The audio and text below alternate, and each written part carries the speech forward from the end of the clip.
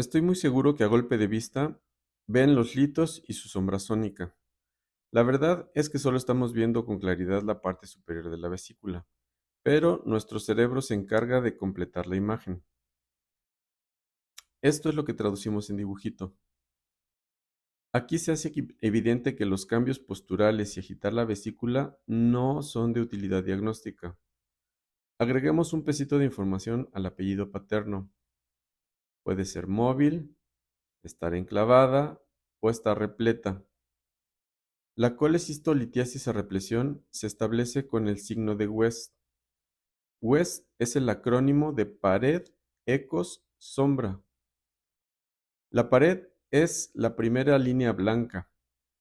Los ecos hacen referencia a las piedras que obviamente dan sombra sónica. Fíjense muy bien, el detalle sutil es esta delgadita línea. Esta línea es bilis que circunscribe a las piedras. El artículo original. Sus autores descubrieron al signo de West como una tríada que permite el diagnóstico específico de piedras en una vesícula contraída.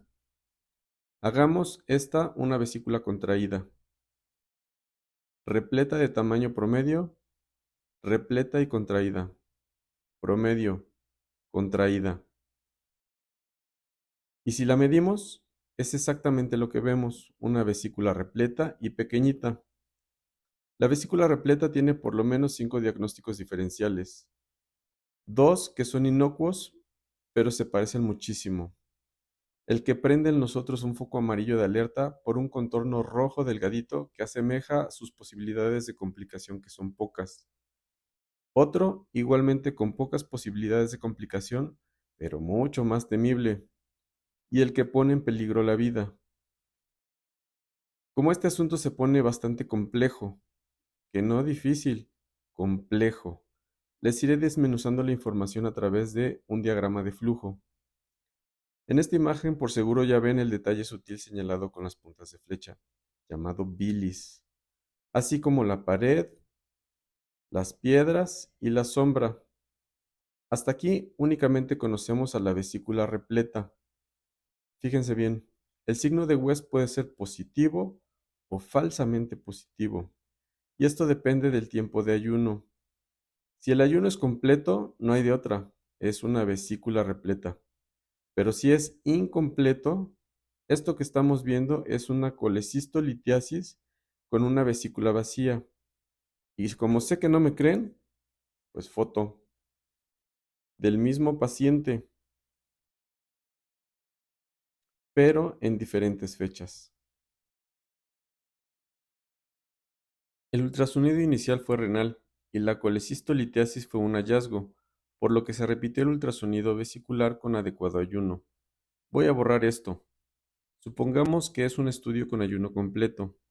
El siguiente paso para usted es diferenciar entre un proceso electivo y uno urgente. Aquí, sus ojos detectan una pared delgadita y aquí observan una pared inflamada y gruesa.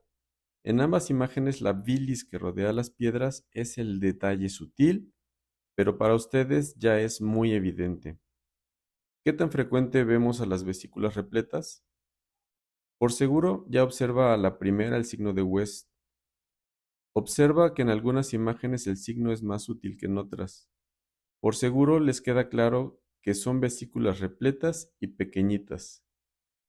Están buscando cuáles son de paredes delgaditas y cuáles gruesas, pero también observan que son imágenes DICOM visualizadas con RADI-ANT, que están en orden alfabético, que la mayoría de los estudios que está viendo son del 2023, que ya vieron un montón de ejemplos, pero que ya perdió la cuenta.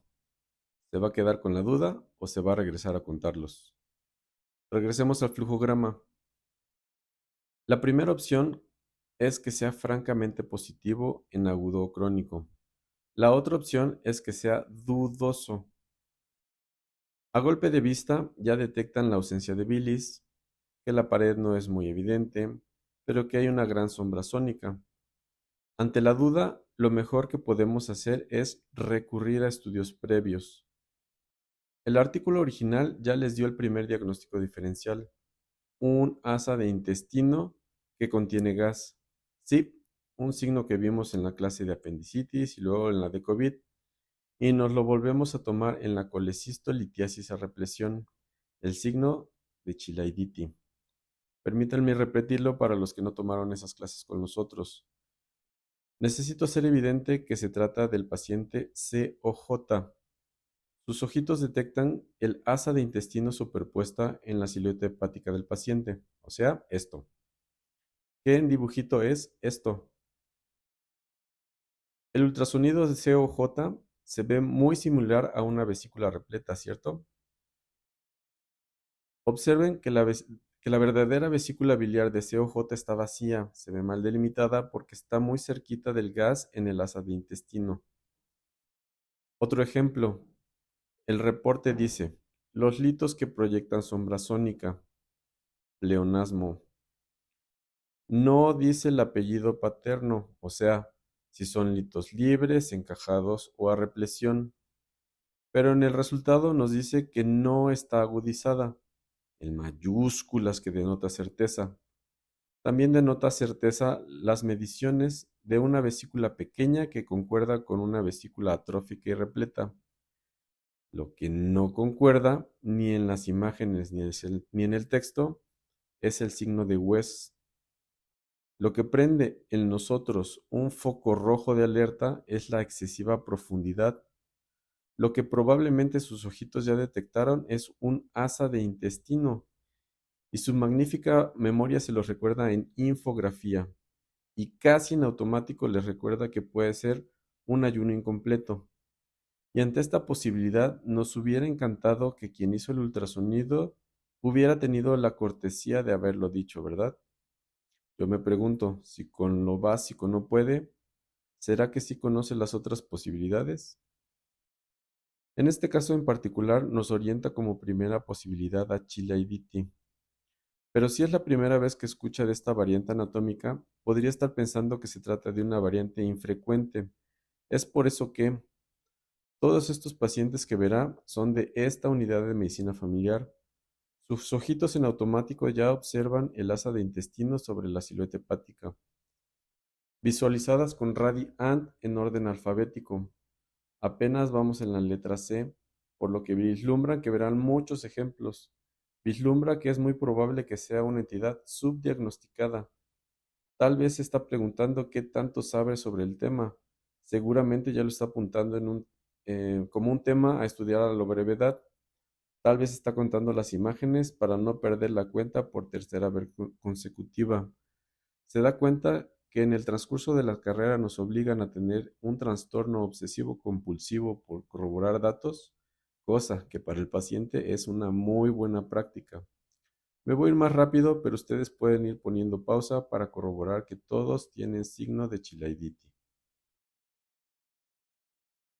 Entonces, la próxima vez que reciban un ultrasonido hepatobiliar que diga abundante gas en el marco colónico, su primer pensamiento será buscar una radiografía previa para descartar o corroborar Chilaiditi.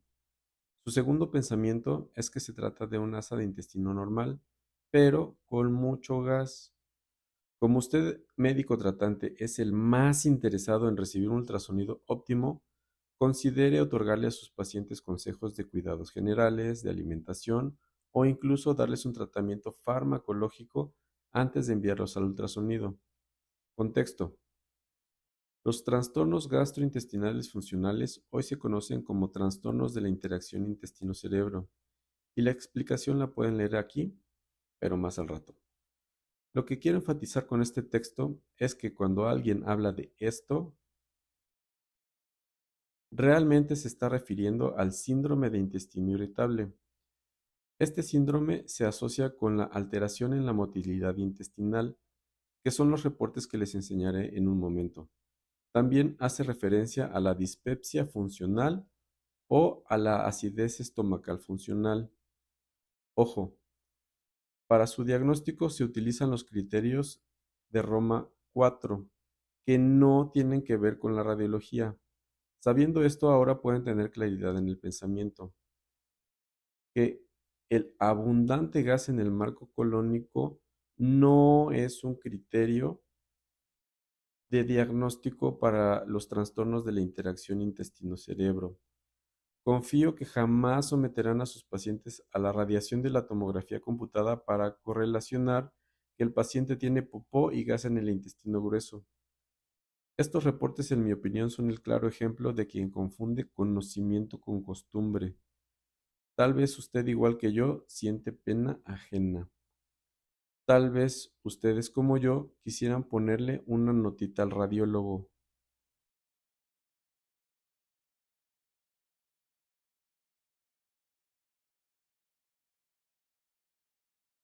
Como aún no llevan gastroenterología, es necesario un poco de contexto.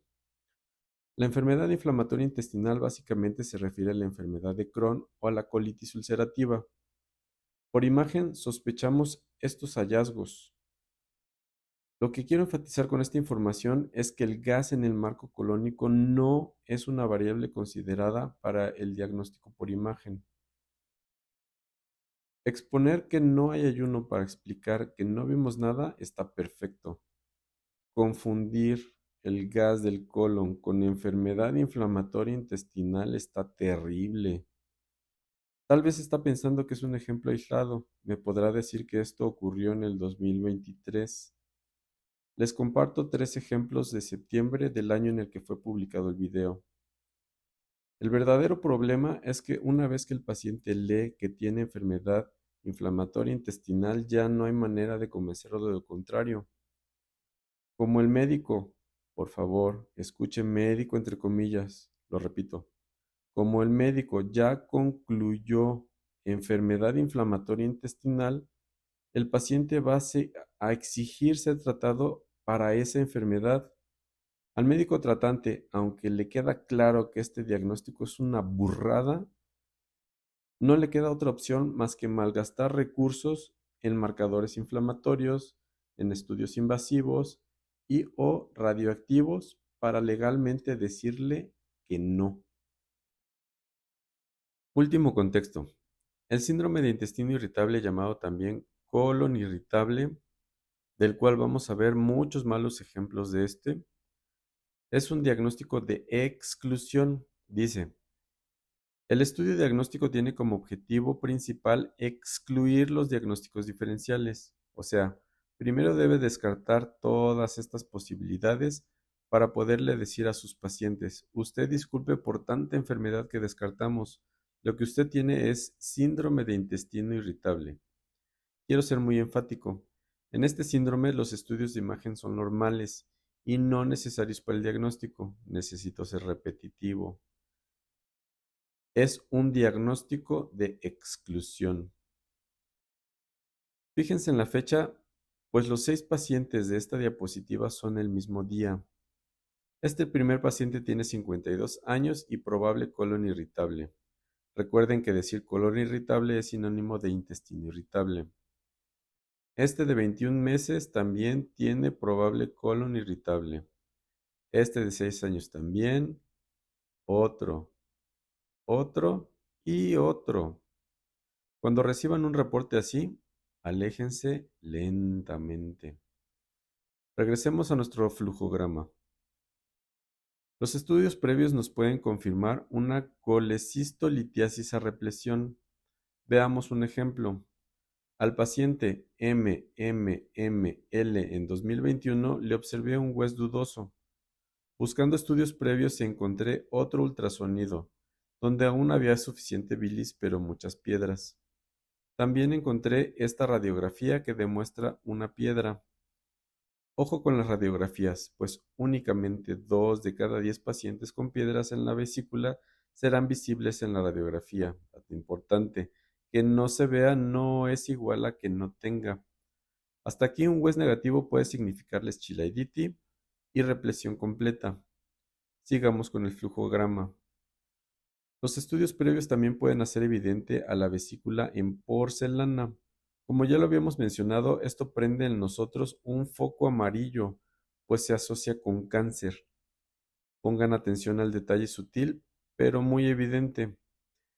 Es una pared calcificada de forma difusa, o sea, tiene cachitos de pared normal, invisible, y cachitos calcificados, mejor conocidos como calcificaciones intramurales difusas.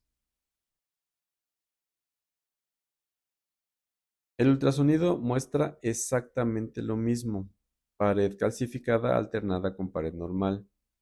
Y como no debe de haber lugar a dudas, pues video. Ay, mis niños, qué mal acostumbrados los voy a dejar con esto de los videos. Quiero hacer evidente que ante un West negativo o dudoso, la vesícula en porcelana debe ser el diagnóstico diferencial a descartar. El estudio más sensible para caracterizar las calcificaciones intramurales difusas de la pared es la tomografía computada.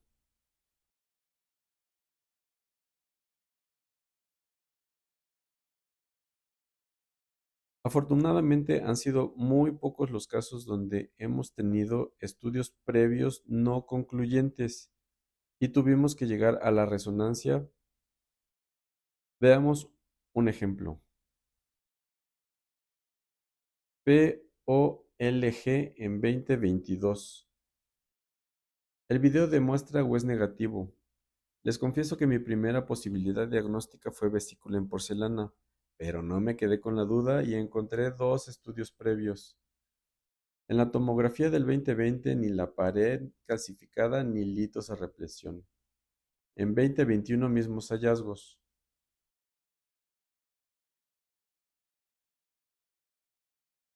Las secuencias en la resonancia magnética son complejas. De forma muy simplista, esta secuencia demuestra la vesícula llena de contenido negro, que significa ausencia de señal por alto contenido de calcio.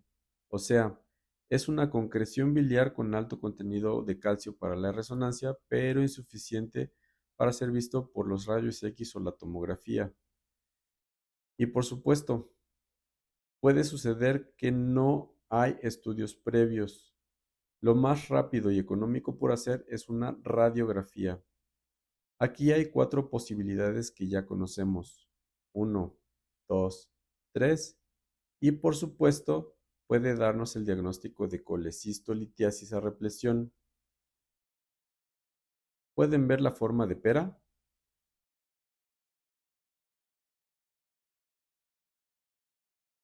Sí, pacientes de su unidad de medicina familiar. Agreguemos a la hidatidosis como un nuevo diagnóstico diferencial. Como trae fresquecita a la microbiología y a la parasitología, únicamente le recordaré que la calcificación es el estadio final de la enfermedad. Quiero ser muy evidente que la parasitosis puede localizarse adyacente a la vesícula biliar y ser indistinguible de ella cuando se calcifica. Afortunadamente, este parásito le gusta localizarse adyacente al diafragma y es fácil su diagnóstico diferencial. CCM en el año 2020 tuvo dos posibilidades: toparse con el médico que únicamente lee la conclusión del reporte, donde casi por seguro lo sometieron a la innecesaria radiación de la tomografía, o toparse con un médico como usted, que al ver la lesión por ultrasonido en automático tendría estas posibilidades diagnósticas, ¿cierto? Usted se habría metido al sistema en busca de estudios previos y a sus ojitos saltaría el parásito calcificado. A pesar de que el personaje que realizó el ultrasonido sí vio la calcificación, prefirió mandar innecesariamente a radiar al paciente en vez de revisar estudios previos. ¿Qué habrá sido? ¿Flojera de revisar estudios previos o que no conoce a la hidratidosis? ¿Y qué creen? CCM ya tenía un estudio previo en 2019 en el mismo turno. ¿Qué será? Si le hubiera tocado un médico como usted, desde el 2018 sabría que tenía hidatidosis. Viceversa, si a M en la radiografía usted le hubiera encontrado esta lesión, en su mente muy rápido habría hecho el primer descarte y en su acción el segundo paso, revisar estudios previos. A este paciente le pudo haber explicado sobre la imagen que esta línea delgadita negra es bilis que rodea a una piedrota dentro de la vesícula biliar.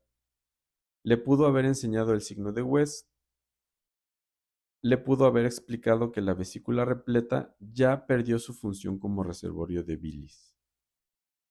Para que les quede muy claro este punto, vamos a hacer una analogía con la vesícula colecistectomizada. La vesícula repleta y la quirúrgicamente ausente son iguales en el sentido que la bilis pasa directamente hacia el conducto biliar común que de a poco se ensancha. Y como ya lo habíamos mencionado, usted tiene dos formas de enterarse. Leyendo que es una vesícula repleta que como consecuencia desarrolló un conducto biliar común gordo. Y la otra forma es encontrando a Mickey Mouse. La cabeza es la vena porta, esta oreja es la arteria hepática y esta el conducto colédoco.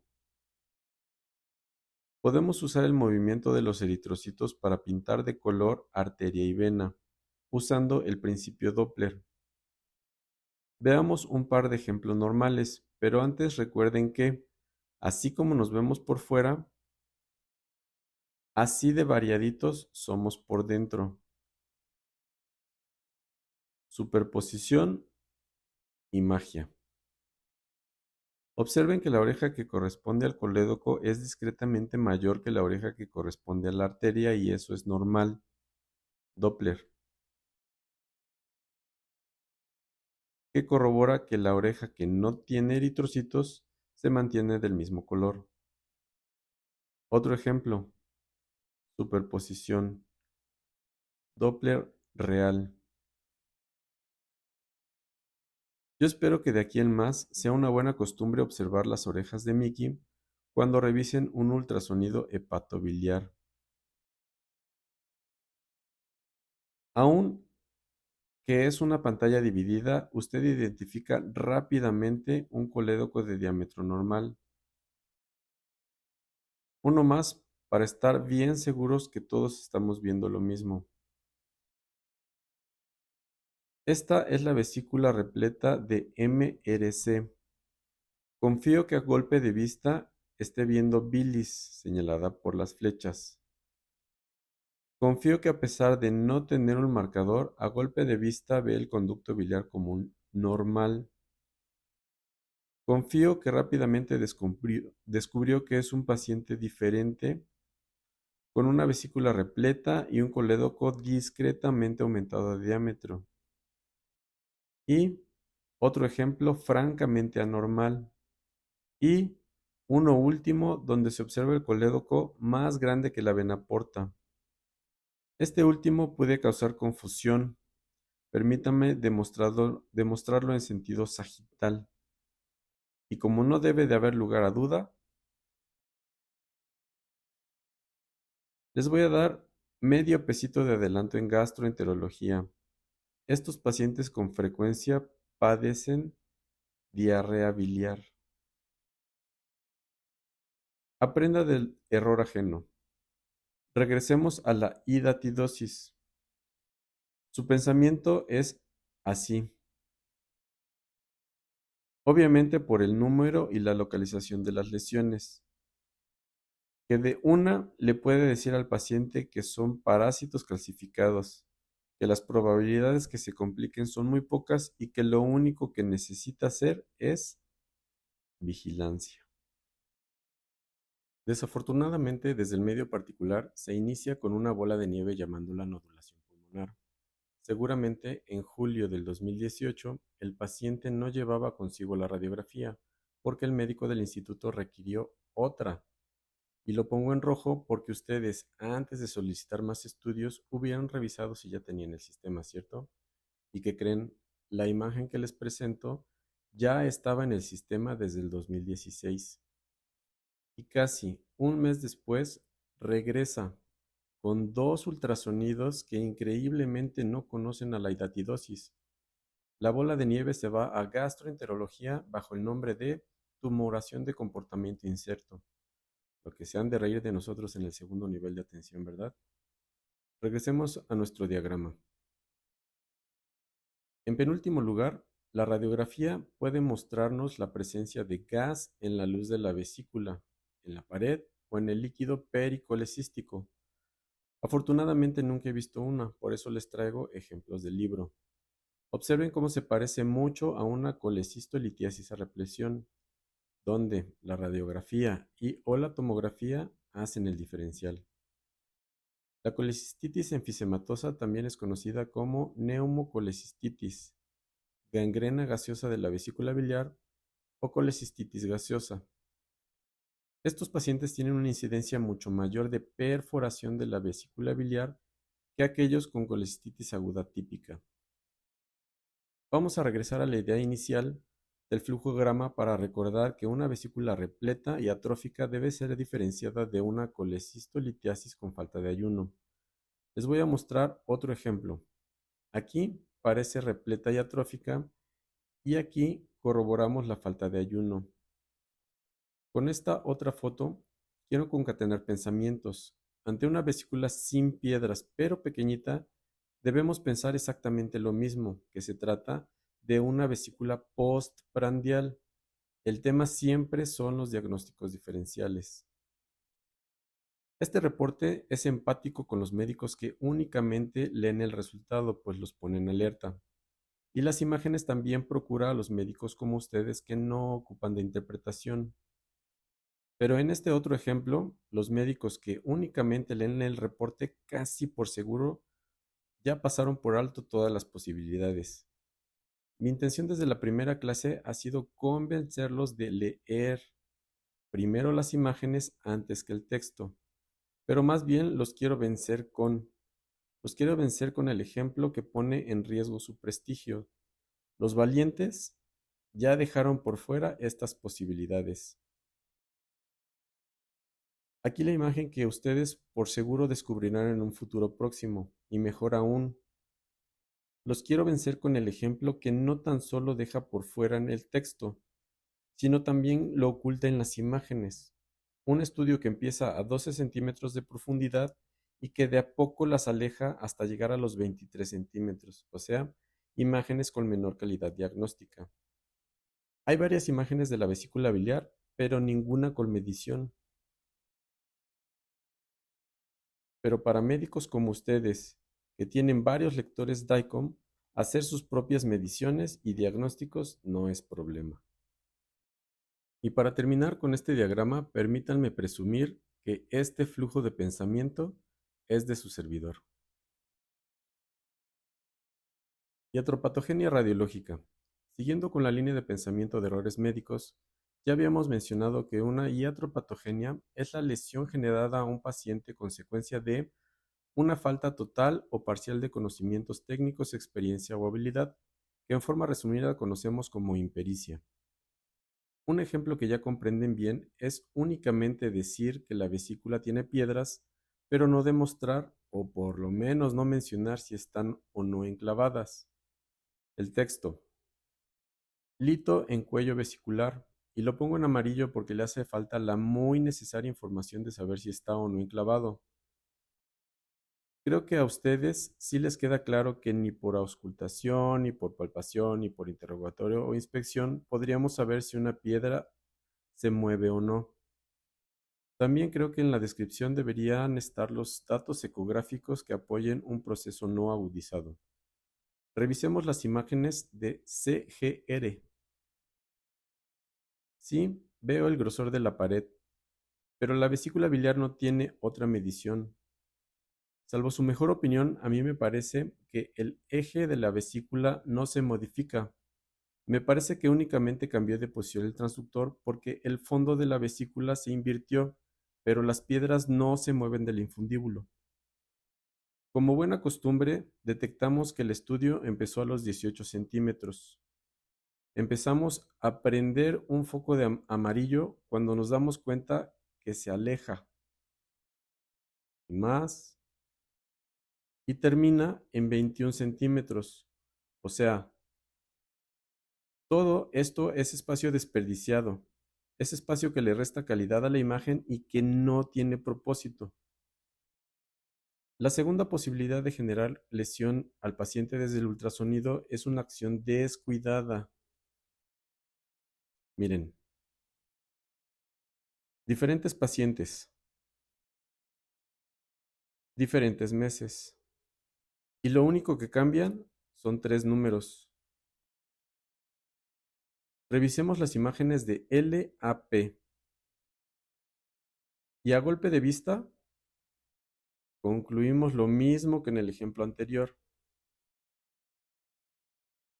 La tercera posibilidad es una omisión consciente o ignorancia. ¿Se acuerda de esto? La ignorancia es el burro que impulsa una bola de nieve, que ocasiona daño al paciente por someterlo a radiación innecesaria, que le ocasiona daño por retardar el verdadero diagnóstico o por promover un tratamiento incorrecto. Hasta aquí he sido muy crítico del error radiológico. Aquí les muestro algunos errores que como médico tratante debe de evitar, como por ejemplo mantener en vigilancia a las colecistolitiasis sintomáticas, pues llevan consigo una mayor probabilidad de complicaciones. Miren, esta solicitud dice colelitiasis crónica. Les sugiero fuertemente hacer muy evidente la razón por la que el paciente no ha podido tramitar su colecistectomía. Aquí el médico dice que ya sabe que tiene piedras e implícitamente dice que están en control. Aquí dice que la culpa de estar en control no es del médico. Con esta solicitud, el paciente que se complique y llega al arbitraje médico mete en problemas legales al médico tratante. Con esta solicitud, si el paciente se complica, queda claro que no es negligencia médica. Una acción muy descuidada es solicitar el ultrasonido de un órgano que no tiene. Fíjense, tardó 52 días en llegar al ultrasonido. Sumen otros tantos días en que regresa a consulta médica y otros tantos en que llegan al verdadero diagnóstico. Si la causa que motivó la consulta no es significativa para la salud del paciente, no hubo problema. Pero si era algo que ameritaba intervención oportuna, el pronóstico ya cambió. Si ustedes ponen como diagnóstico colecistitis, están aseverando que es un proceso agudo y que debe recibir atención urgente. Miren estas solicitudes. Dicen colecistitis, colecistitis, colecistitis. Por tanto, si piensa mandar a formar a un paciente, debe ser con un diagnóstico que no implique urgencia. Si su sospecha es litiasis no agudizada, dolor difuso del cuadrante superior derecho con pérdida de peso o parásitos, le sugiero que utilice probable cólico biliar. Y como estoy bastante seguro que nunca ha visto un ultrasonido con lombriz en la vesícula, aquí se los demuestro.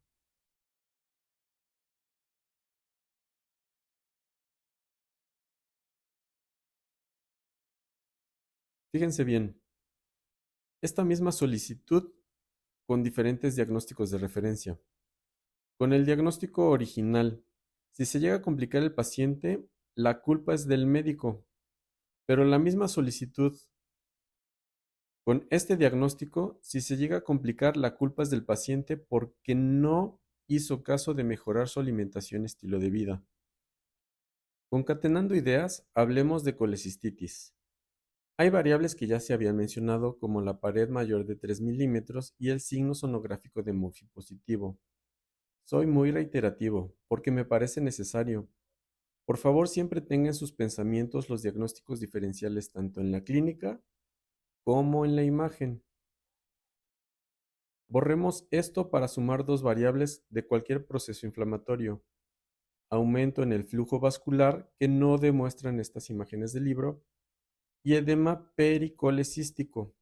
Ojo, además del edema pericolecístico, también podemos tener edema en la pared. Ahora puede ver una línea negra entre dos líneas blancas. Nosotros lo describimos como pared trilaminar.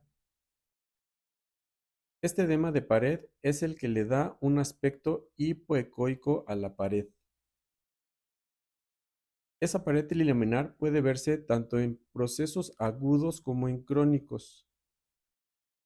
Estoy muy seguro que ahora son capaces de ver paredes gruesas y trilaminares, obvio, ambos casos secundarios de proceso inflamatorio. Una diferencia es que el proceso agudo, toda la pared está gruesa, y en el proceso crónico podemos encontrar pared engrosada y pared normal, o sea, un engrosamiento difuso.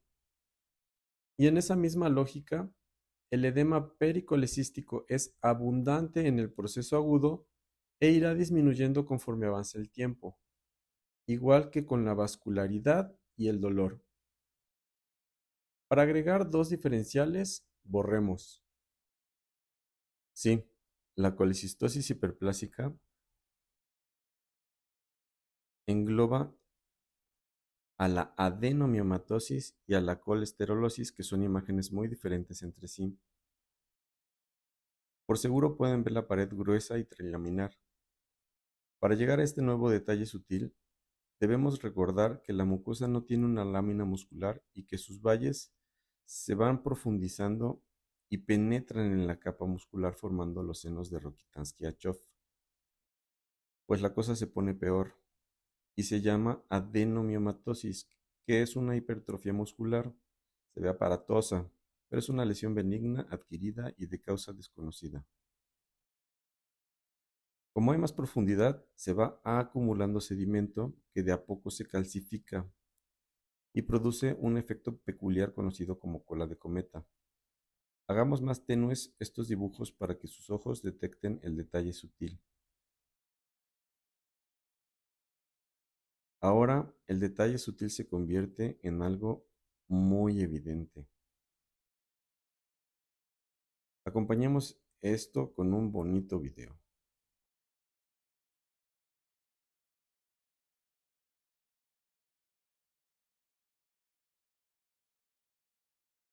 Les enseño otro casito para que quede muy clara esta patología. A sus ojos saltan los sedimentos y las colas de cometa, ¿cierto? También salta la hipertrofia muscular. Y como no debe de quedar lugar a dudas,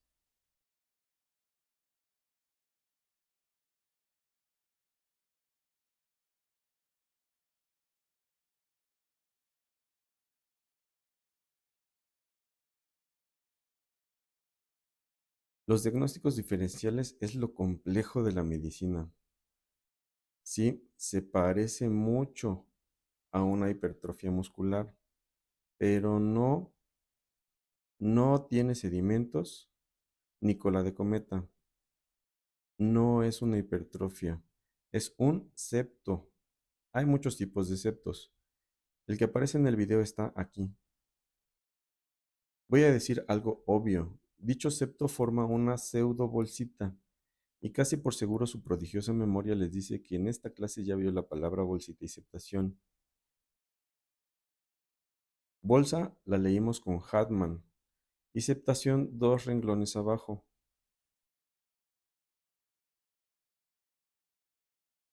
Este septo produce una pseudo bolsa que al igual que Hartmann pueden acumular cálculos biliares. Y como sé que no me creen,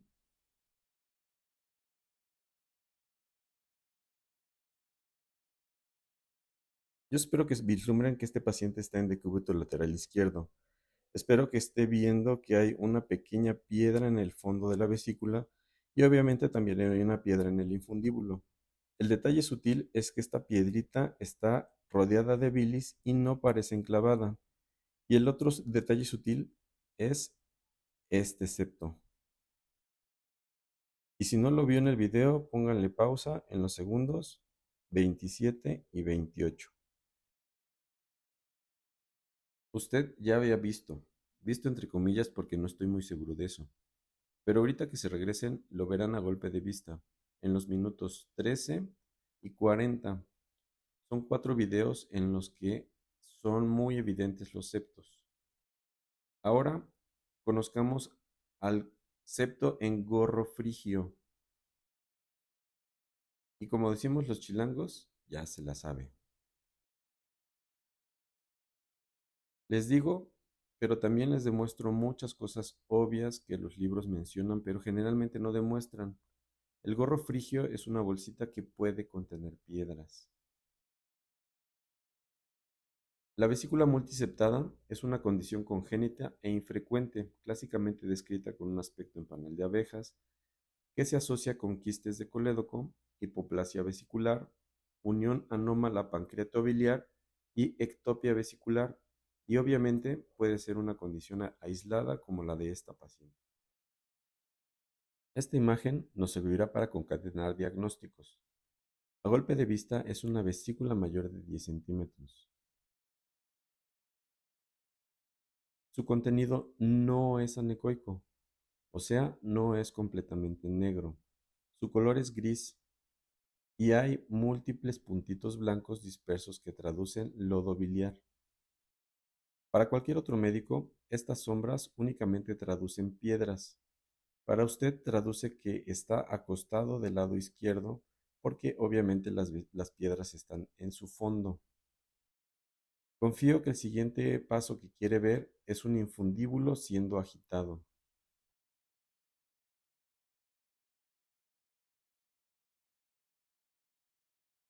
A todos nos queda claro que estamos viendo un lito enclavado y como lo acabamos de aprender, probablemente tiene un septo oculto por el lodo turbio. Granger y Allison es un texto obligado en radiología. Este año salió un volumen condensado como una guía rápida. Obviamente, los volúmenes en texto extenso están mucho mejor explicados para seguir concatenando información del lodo biliar. Cuando aún no hemos acudido a la vesícula, el lodo se acumula en capas. O dicho más fácil, se forma el famoso nivel líquido-líquido. Pero ocasionalmente el lodo imita una masa tumoral y se le conoce como lodo tumefacto. En ocasiones esta tumefacción está libre y basta con poner al paciente de lado. Al igual que con las piedras, demostramos movilidad, pero a diferencia de estas no hay sombra sónica. También podemos y debemos diferenciarlo utilizando el Doppler, que demuestra que en su interior no hay flujo vascular.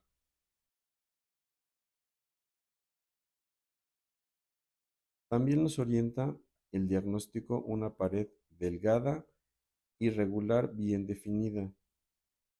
Acá se les fue ese detalle sutil pero sumamente importante. Cuando la vesícula biliar está completamente llena de lodo, se produce el signo de la hepatización, obviamente porque es una textura muy similar al hígado. Este video es del mismo paciente. Nos sirve para hacer evidente que la hepatización es un signo exclusivo del ultrasonido, puesto que la tomografía es lo suficientemente sensible y específica para demostrar que el contenido es predominantemente líquido. Concatenando información, el lodo puede ser indistinguible de un pólipo. Al igual que la vesícula en porcelana, un pólipo de la vesícula siempre debe de prender en ustedes un foco amarillo porque se asocia con cáncer. El tamaño es el punto clave. Lesiones menores de 1 centímetro tienen un 94% de probabilidades de ser benignos. Si el pólipo fue un hallazgo y el paciente está asintomático, se pueden quedar en vigilancia. De 1 a 2 centímetros tienen hasta el 77% de posibilidades de ser malignos. Aquí, aunque el paciente sea asintomático, debe de ser extirpada su vesícula. Por seguro va a ser maligno cuando mide más de 2 centímetros. Resulta obvio que la nitidez del pólipo y su adecuada medición deben ser la prioridad técnica. Permítanme explicarles la medición con esta imagen. que es un marcador muy importante en la detección de aneuploidías, donde, al igual que los pólipos, 1 milímetro hace la diferencia en el pronóstico. A simple vista todas se ven iguales, ¿verdad? ¿Por qué estas tres están mal? Hagamos más grandes la que está bien. El detalle sutil es que las cruces tienen un borde interno y un borde externo que pongo en rojo, porque es el borde que debemos evitar. A golpe de vista ya se dieron cuenta que la imagen está a 20 centímetros. Dice que la lesión mide 6.2 milímetros. Pero como de ustedes depende la decisión de mantener en vigilancia o mandar a cirugía, ocupamos un lector DICOM y lo medimos nosotros mismos en una imagen más grande. Según yo, este es el contorno de la lesión. Según yo, es un pólipo que tiene hasta un 77% de probabilidad de ser maligno. Estoy convencido que sus pacientes serán bendecidos de tener en ustedes el médico que no se conforma con leer el reporte. Voy a decir dos cosas obvias. Medir cualquier cosa en sagital y transversal disminuye la posibilidad de equivocarse en la elección del eje mayor. Y dos, el volumen es más fácil de seguir en el tiempo. El reporte de MIJ en 2019 dice que tiene una imagen que parece pólipo y que mide 1.2 centímetros. O sea, con esta medición necesita una cirugía prioritaria. Pero con este diagnóstico por seguro llegó a cirugía varios meses después. La imagen de MIJ dice que mide 1.3 centímetros, o sea, ya se puso más prioritario. En estas imágenes se está midiendo a la vesícula en sagital y en transversal. Nosotros estamos acostumbrados a realizar nuestras propias mediciones y a tomar mejores decisiones. Tal vez ustedes como a mí les den ganas de decirle a quien hizo el ultrasonido: toma en consideración que el tamaño del pólipo debe de ser tu prioridad técnica. Estas imágenes fueron descritas en el 2018 como un pólipo. 6 meses y 21 días después se demuestran dos lesiones con sombra sónica. Pero ¿por qué en el 18 fue un pólipo y en el 2019 son piedras? Por seguro ya ubican la primera razón, ¿verdad? La segunda razón es esta: el transductor apenas se mueve y por tanto el ángulo con el que llega el sonido a la lesión apenas se mueve. Se llama ángulo de insonación. Abramos un paréntesis para mostrarles una imagen con diferentes ángulos de insonación. Sin sombra sónica vemos lodo tumefacto o pólipo. Con sombra no hay de otra, es una piedra. Los megahertz son otro factor técnico importante. Observen que a 2.5 MHz hay mucho ruido. Incluso pareciera que la pared tiene una lesión. A 5 MHz, la lesión de la pared ya casi se curó y el ruido disminuyó considerablemente. Con las armónicas, la pared parece completamente normal y el ruido no interfiere en nuestro diagnóstico. Se ha demostrado que las imágenes en armónicas tisulares mejoran la tasa de detección de cálculos en la vesícula biliar.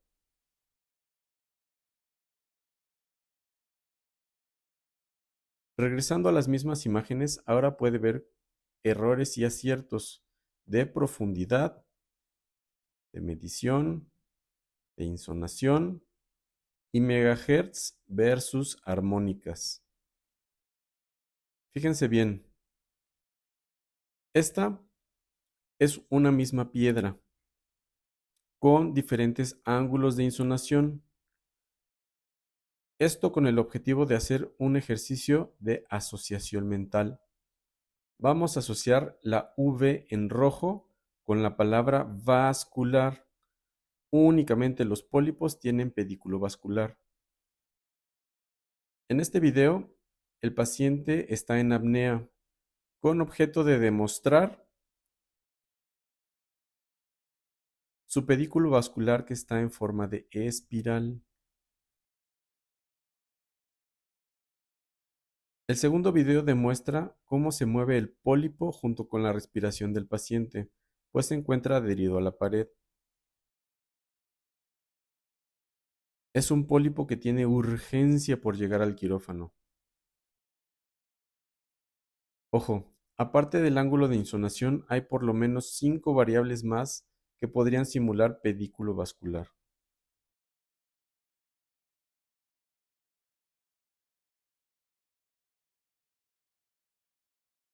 Ahora asociemos la letra C con centelleo y asociemos la S con sombra sónica.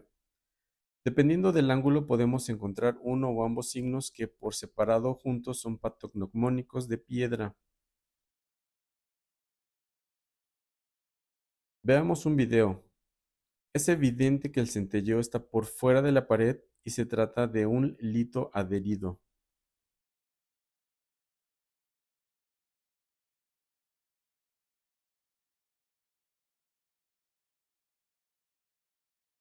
Por seguro reconocerán esta adenomiomatosis. Por seguro verán centelleo por dentro de la pared porque ya conocen la fisiopatología.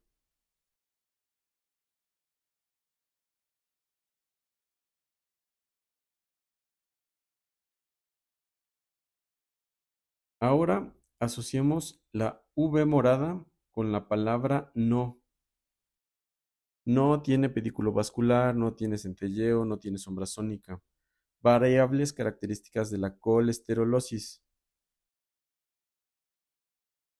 Quiero creer que además de la lesión polipoide también ven un septo y una segunda lesión polipoide por debajo del septo, ¿cierto? No es una regla, pero varias lesiones polipoides nos orientan hacia la colesterolosis.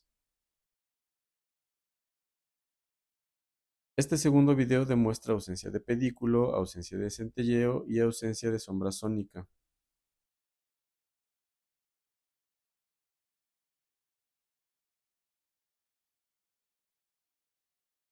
Esta es la pieza quirúrgica. Les voy a leer la descripción de colesterolosis de un libro especializado. En un examen macroscópico, los depósitos de lípido aparecen como motas amarillas sobre un fondo verde oscuro, lo que les valió el sobrenombre de vesícula de fresa. Necesito hacer una importante precisión. Esta imagen la tomé hace 15 años con esta que fue mi segunda cámara digital y por tanto el video y audio que escucharán tiene las limitaciones propias de la época. Nada. Nosotros quitamos los pólipos que reportan en ultrasonido y muchas ocasiones cuando entramos es mucosa engrosada, o sea, no es ni pólipo, pero está indicado quitárselo. Todo eso lo que ves en amarillo es colesterolosis, desde que la vimos decimos tiene colesterolosis.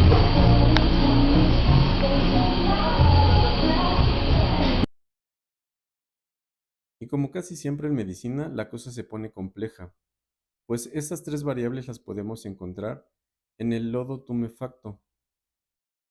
Podemos hacer diferenciación porque el colesterol siempre está adherido a la pared y generalmente es múltiple. Y el lodo tumefacto generalmente es libre o se libera de la pared agitando la vesícula biliar. Pero la cosa se pone aún más compleja. El que sea múltiple no es excluyente que puedan coexistir colesterol y pólipo. Pero permítanme demostrarlo con el caso clínico de HSM. La imagen demuestra 2 lesiones polipoides. El primer video enseña las características de la colesterolosis.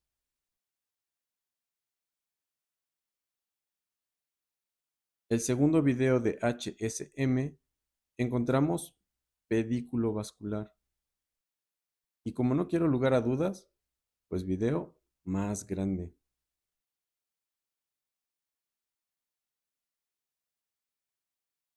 Dato curioso.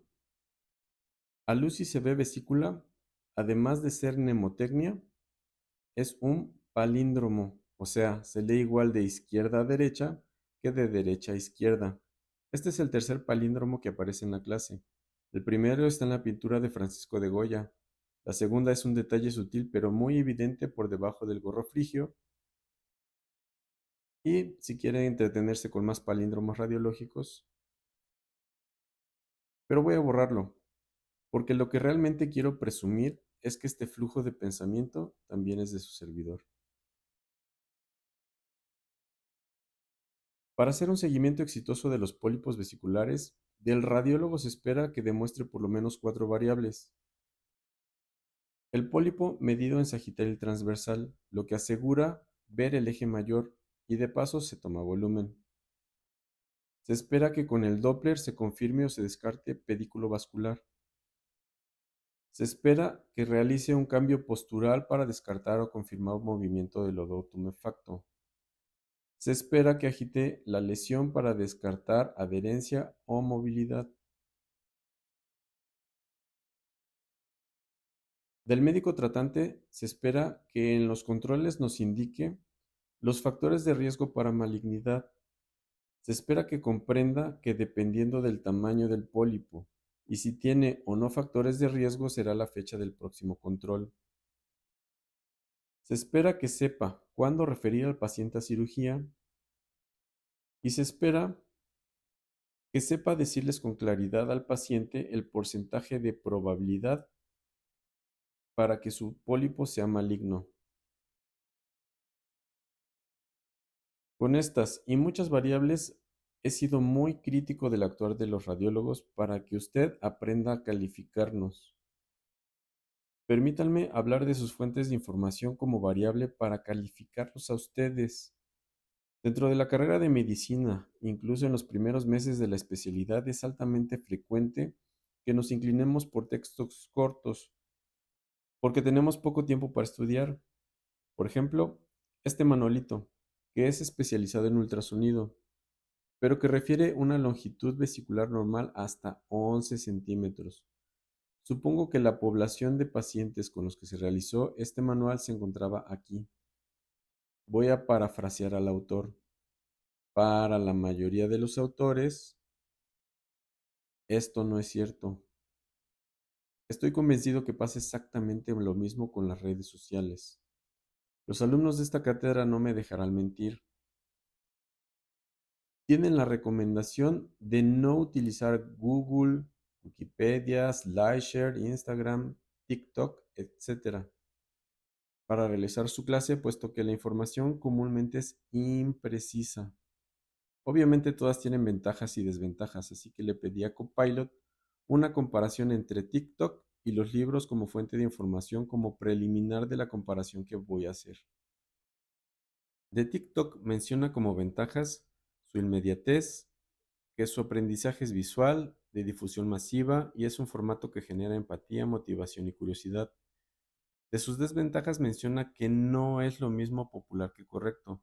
Lo voy a enfatizar, no es lo mismo popular que correcto, que es frecuente la desinformación, la mayoría no cita sus referencias y hay riesgo de trivialización. La literatura médica tiene como ventajas sus fundamentos científicos sólidos, una estructura sistemática, actualización controlada y obviamente son la base del plan de nuestros estudios y evaluaciones. Lo voy a enfatizar, son la base de nuestro plan de estudio y evaluaciones. Las desventajas son su acceso limitado por precio, salvo por algunos videos de las versiones digitales no son dinámicos y obviamente la curva de aprendizaje es más lenta. Voy a realizar una cita breve de un video de TikTok para compararlo con libros. Quiero establecer que únicamente utilizaré 4 imágenes para analizarlas respecto al LexArtis y establecer conocimiento y habilidades a través de una crítica constructiva con objeto de mejorar la práctica médica de quienes escuchan esta cátedra. No tengo el gusto de conocer al doctor Leopoldo. En el video se mencionan 3 criterios. Un engrosamiento de la pared mayor de 5 milímetros. Esto es impreciso. Es sutil, pero muy evidente que las imágenes que presentan demuestran una pared delgadita. Recuerden que una pared normal es de 3 milímetros o menos. Por tanto, una pared mayor de 3 milímetros ya es una variable de sospecha. El video textualmente dice, al igual que un alargamiento que sea mayor de 8 por 4 centímetros.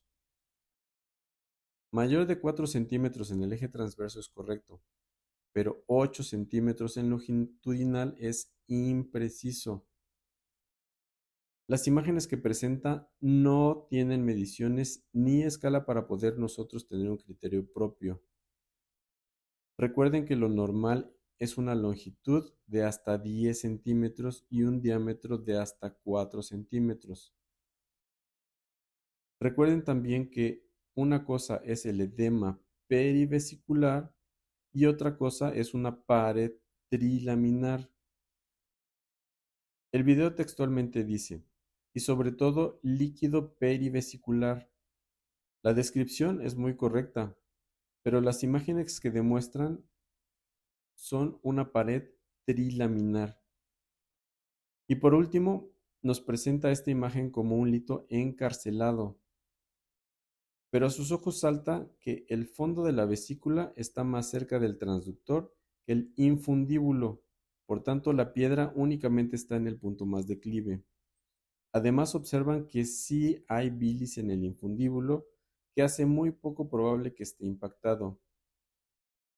Observa que la compresión del lito en la pared vesicular es mínima y muy probablemente cambiando la posición del paciente y o agitando la vesícula, esta piedra se va a mover. Sí, estoy consciente que lo repito mucho, pero esto y esto están haciendo la diferencia.